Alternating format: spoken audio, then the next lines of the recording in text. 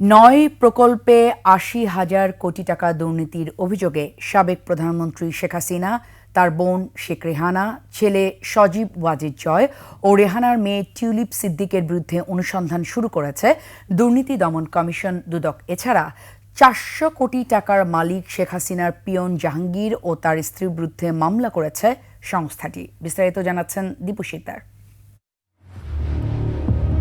আশ্রয়ণ প্রকল্প, রূপপুর পারমাণবিক বিদ্যুৎ কেন্দ্র, বেজা ও বেবজার বিভিন্ন প্রকল্প সহ ৯টি প্রকল্পে অন্তত ৮০,০০০ কোটি টাকারও বেশি অর্থ লুটপাট করা হয়েছে।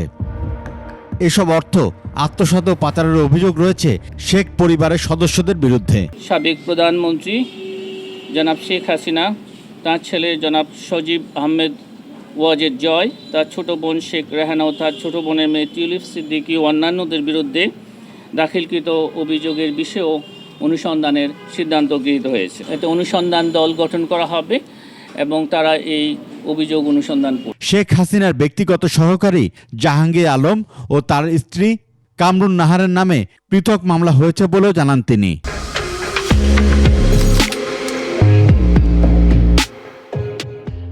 বিভিন্ন প্রতিষ্ঠানের নামে তার কর্তৃক অবৈধ উপায়ে অর্জিত অর্থ ভোগ করা মানুষের 8টি ব্যাংকের 23টি হিসাবে সর্বমোট ১২৫১ কোটি ২৫ লক্ষ ৩৩,৭৭৮ টাকা লেনদেনের অস্বাভাবিক লেনদেনের তথ্যাদি পাওয়া গেছে।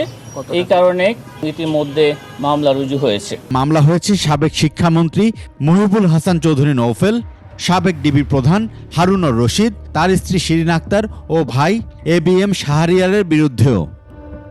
এদিকে রাজধানীর তেজগাঁওয়ের রেজিস্ট্রি অফিসে অভিযান চালায় দুদক। অভিযানে টাকাসহ ধরা পড়ে নকল নবিশ।